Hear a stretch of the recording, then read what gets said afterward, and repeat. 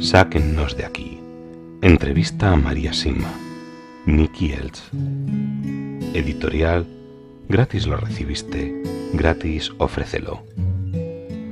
Dedicado con amor a todos aquellos que aún han de experimentar el amor de Dios.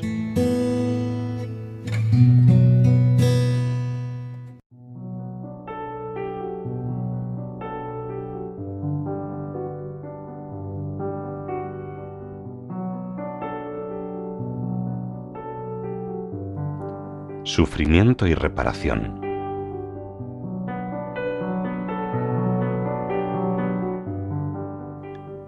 Si le pidiéramos a Jesús pasar nuestro purgatorio aquí en la tierra, ¿accedería a nuestra petición? No debería decir que siempre, pero a menudo sí, sucede. Conozco el caso de un sacerdote y una señora que se encontraban en el mismo hospital. Ambos estaban muy enfermos, pero así todo podían levantarse y charlar. Salían fuera a menudo y llegaron a conocerse bastante bien. La señora no era mayor, le dijo al sacerdote que le había pedido a Jesús exactamente eso: poder sufrir lo suficiente aquí para poder ir al cielo directamente, a lo que el sacerdote le respondió: «Yo no me atrevería a pedir algo así, sería como demasiado audaz». «No», replicó la mujer, «si se lo pido a mi Jesús, confío en que Él me lo concederá».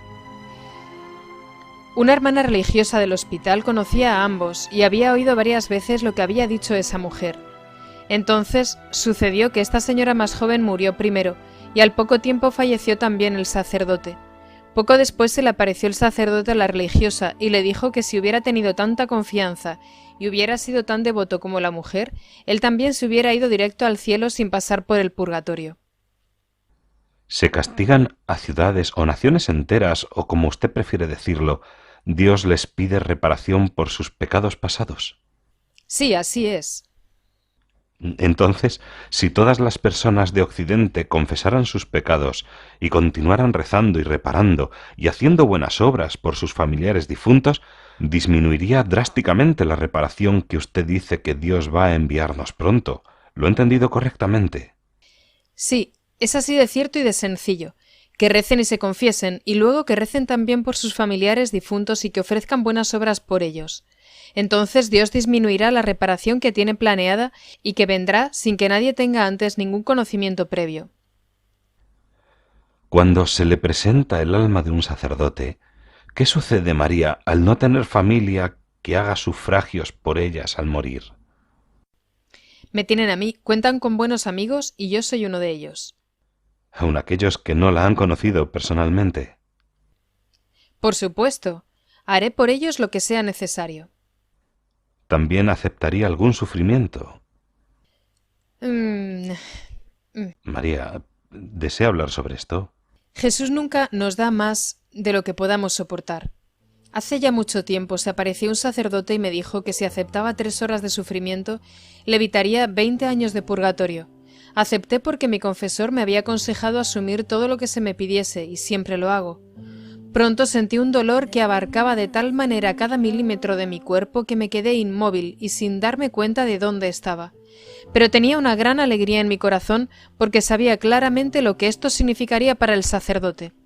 Sin embargo, después de un tiempo pensé que debía de haber pasado 3 días en lugar de 3 horas. Y de la misma manera repentina como había llegado se fue el dolor y me di cuenta de que, por supuesto, no me había movido de donde estaba todo ese tiempo. Cuando miré el reloj, comprobé que habían sido 3 horas exactas hasta el último minuto. En otras ocasiones se trata de un dolor localizado. Una vez, por ejemplo, comenzó a dolerme el brazo derecho durante un largo tiempo, y no importaba lo que hiciera o cómo lo pusiera, seguía doliéndome. Resultó ser por un alma que había administrado mal el testamento de otra persona y, por supuesto, eso conllevaba el brazo y la mano con la que escribía y trabajaba. Cuando aceptamos nuestros sufrimientos por amor de Dios, todo es posible, y entonces producen los mejores frutos. El sufrimiento, en otras palabras, la cruz sin amor, pesa demasiado, pero el amor sin cruz no existe. ¿Le dicen cuánto tiempo durará? No, nunca, salvo esa vez. Esa es la peor parte, no saber cuánto tiempo va a durar, pero aquella vez fueron 3 horas. ¿Esto tiene lugar de manera regular o sucede más durante ciertos tiempos? Siempre acepto lo que me piden, pero durante Cuaresma, por ejemplo, me hacen saber de su presencia de una manera muy intensa a través de sufrimientos que acepto por ellas. En otras ocasiones, cada vez que lo solicitan. ¿Sigue aceptando estos sufrimientos en estos días, con tanta frecuencia como en los primeros años? No, ahora son menos que antes porque últimamente he viajado mucho más para dar conferencias y esto también ayuda mucho a las almas. Cuando era joven, ¿pensó alguna vez que viajaría por las ciudades de Europa, dando conferencias en amplios salones llenos de gente?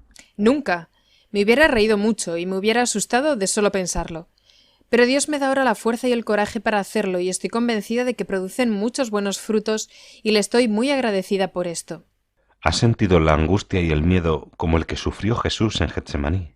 No, hasta el momento eso no ha sucedido. Esta equivalencia, 3 horas por 20 años, como ha dicho, ¿es siempre la misma o a veces difiere? Es totalmente diferente en cada caso.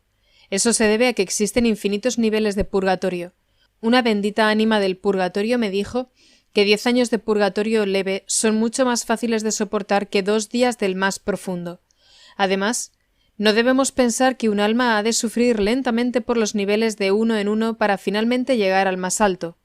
Pueden ir desde el más profundo directamente al cielo. ¿Cree que los sufrimientos que ha aceptado voluntariamente son similares a los del purgatorio? Sí, creo que sí. Una vez que desaparecen los dolores, en mi cuerpo no queda ninguna cicatriz ni secuela. Eso significa entonces que se producen enteramente en el alma, y eso me hace pensar que son muy similares.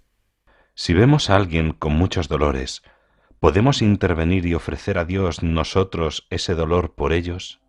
Sí, pero no cuenta tanto como cuando es la misma persona que sufre quien lo ofrece. Y si se trata del propio dolor y uno hace bien durante un tiempo, pero luego pierde la paciencia y más tarde lo ofrece al cielo, ¿tiene esto valor? Sí, pero no tanto como haciéndolo en todo momento hasta que desaparezca. Si una persona ofrece todos sus sufrimientos futuros a Dios, sabiendo que cuando lleguen puede encontrarse debilitado, ¿tiene esto el mismo valor que hacerlo mientras los sufre? Sí, Dios acepta nuestra sinceridad cuando se la ofrecemos a Él. Si alguien sufre y no se lo ofrece a Dios, ¿se pierde el valor del sufrimiento? Sí, se pierde si se trata de que esa alma llegue al cielo más rápido. Pero si ese sufrimiento es para reparar algo del pasado, como suele ocurrir con más frecuencia, entonces sí sirve, por supuesto. Con nuestra ayuda o sin ella, Dios lo permite. Él es puro amor y sabe perfectamente qué es lo mejor para nosotros. ¿Qué más puede decir del dolor? En segundo lugar, después de la vida y del tiempo que tenemos para hacer el bien, el dolor es el regalo más grande de Dios. Mientras sufrimos aquí recibimos las gracias para hacer buenas obras, pero una vez que nos encontramos en el purgatorio eso se acaba para siempre. El sufrimiento es siempre reparador y debemos confiar en el Señor que lo permite para nuestro bien y para su gloria. Existe una gracia enorme asociada al sufrimiento que me gustaría resaltar. Cuando sufrimos, se da el encuentro de las personas y de los corazones. Al sufrir, el otro viene a ser más importante, y sin el sufrimiento la mayoría tiende a pensar primero en sí mismo. Es uno de los grandes problemas de Occidente, y con la reparación con que pronto Dios le pedirá cuentas, las personas se encontrarán de nuevo unas a otras en el dolor. Esto será bueno, y hará aflorar lo mejor de cada uno, mientras que ahora piensan solo en una casa nueva o en un coche más grande. Será un proceso de purificación, y lo que en un principio podría considerarse un desastre terminará siendo una gracia y un inmenso don de Dios. Cuando el sufrimiento viene de Satanás, debemos comportarnos de forma diferente que cuando viene de Dios. Todo sufrimiento viene de Dios, aun si permite que suframos a manos del diablo.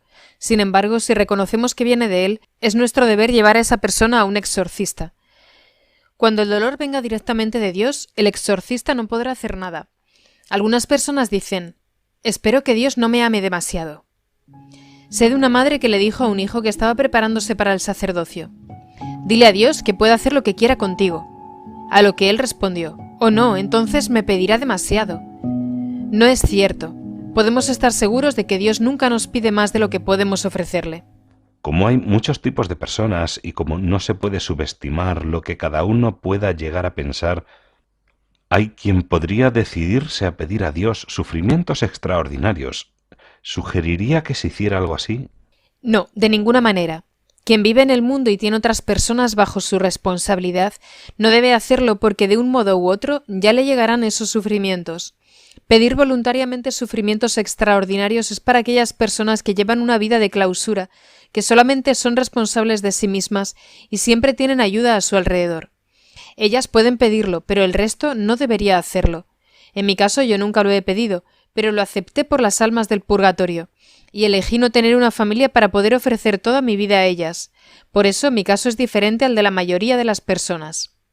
Ya sea de los vivos o de los difuntos, ¿existe algún asunto o algún pecado por el cual ha tenido que sufrir más? Y si lo hay, ¿cuál es? De ambos, entre los vivos y las almas del purgatorio. Ese asunto sería, ciertamente, la comunión en la mano. ¿Ha pensado alguna vez en no hablar de este tema con tanta frecuencia? No. Es el deber que me ha dado Dios, contar a los demás sobre el purgatorio, y también es mi obligación incluir, sinceramente, todo lo que las benditas ánimas del purgatorio me han dicho acerca de la situación de la Iglesia. ¿Cómo podría dejar pasar estas cosas solamente por comodidad, cuando la situación de la Iglesia, tal y como me han dicho las almas tan frecuentemente, es la peor desde sus comienzos? Entonces, no sería verdaderamente amiga de las almas. Recientemente me invitaron de una parroquia a dar una charla, y cuando el párroco me llamó, me dijo que había un único tema que no quería que se tratara. Cuando le pregunté cuál era, respondió: la comunión en la mano. Les pregunté a las almas qué debía hacer, y ellas me dijeron: sin incluir toda la verdad, no habrá ninguna conferencia. Y esto mismo le dije al párroco. De igual manera, no autorizaré ningún libro o artículo sobre mí si aquellos que lo publican eligen obviar el tema de la comunión en la mano.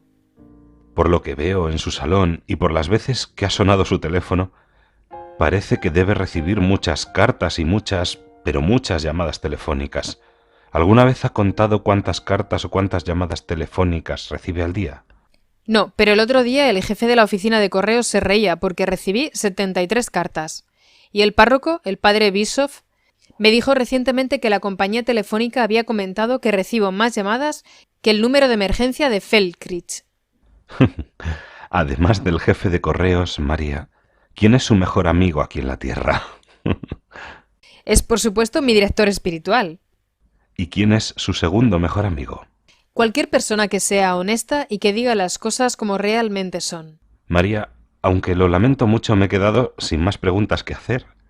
Gracias a Dios y gracias de corazón también a usted por haberme permitido molestarle tanto durante estos 2 días. Pero antes de irme, ¿podría contarme solo un incidente más en el cual las almas ayudaron a alguien e hicieron algo inusual, poniendo énfasis en su gran necesidad? No me ha molestado. Fue un placer responder a sus muchas preguntas tan inteligentes. También yo agradezco a Dios y a usted por ellas. Y con respecto a lo que pide, déjeme pensar un minuto. Espíritu Santo, por favor, ilumíname. Ah, sí. Recientemente, 2 hermanas de un pueblo cercano vinieron a verme para preguntarme qué necesitaba su padre difunto para ir al cielo. Como siempre, yo estaba contenta de tomar la hoja con su nombre, además del año de su nacimiento y el de su muerte. Luego, una de las hermanas dijo con voz severa que si la respuesta que recibían tenía que ver de alguna forma con dinero, ellas no participarían. Les dije que eso era asunto suyo, no mío, pero que si querían una respuesta yo estaría muy contenta de conseguirla, y se fueron a casa. Pasaron 2 semanas y recibí por medio de otra alma una respuesta sobre este nombre. Les hice saber a las hermanas que ya tenía la respuesta para que vinieran a buscarla.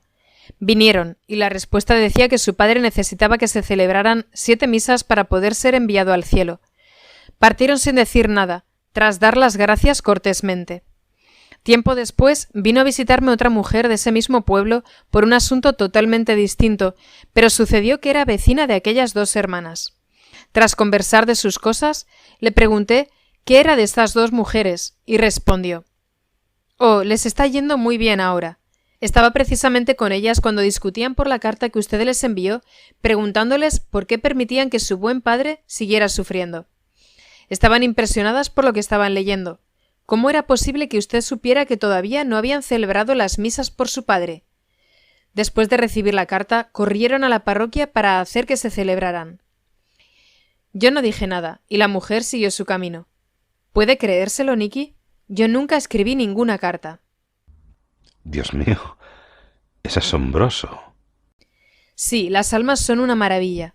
Aconsejo a todos que comiencen a rezar por ellas y no pasará mucho tiempo sin que las almas se involucren y comiencen a socorrer a sus amigos de forma que les dejarán asombrados.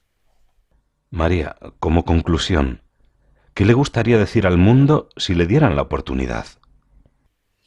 Solamente que, como ya he dicho antes, las almas del purgatorio me han comentado que la Iglesia se encuentra en el peor estado de su historia, pero también me han informado de que la situación mejorará y que tengamos esperanza. Vendrán tiempos pacíficos. Antes de esto, sin embargo, habrá una gran tormenta, sobre la cual nuestra Madre no desea que nos preocupemos ni que pensemos en ella o andemos con suposiciones. Dios siempre cuida a sus hijos. Esta gran tormenta incluirá las profecías de la Salet, que anuncian que algo que nunca antes hemos visto se acerca a nosotros, aquellas de Fátima, y también incluirá la advertencia de Garabandal y los secretos guardados por los niños de Medjugorje. Para terminar, me gustaría contarles lo que nuestra Santísima Madre y la Madre de Jesús nos recomienda al respecto. Orar, y pronto, por la paz del mundo, para que lleguen a todos nuestros hermanos y hermanas el amor y el perdón de Dios, que son inconmensurables. Me parece que debe haber una enorme cantidad de personas que le piden que rece por ellas. Si es así, ¿qué hace por ellas? No creo que pueda rezar un rosario completo o asistir a una santa misa por cada una de estas personas. ¿Hay alguna oración en especial que ofrece por ellos? Sí, hay una. Las almas me sugirieron que rezara lo siguiente por ellos. Gloria, alabanza, gratitud y adoración al Padre, al Hijo y al Espíritu Santo, como era en un principio, ahora y siempre, por los siglos de los siglos. Amén. María, ¿qué ha sido exactamente lo que ha aprendido a lo largo de todas estas décadas de experiencias verdaderamente extraordinarias? He aprendido a amar a Dios con toda mi alma.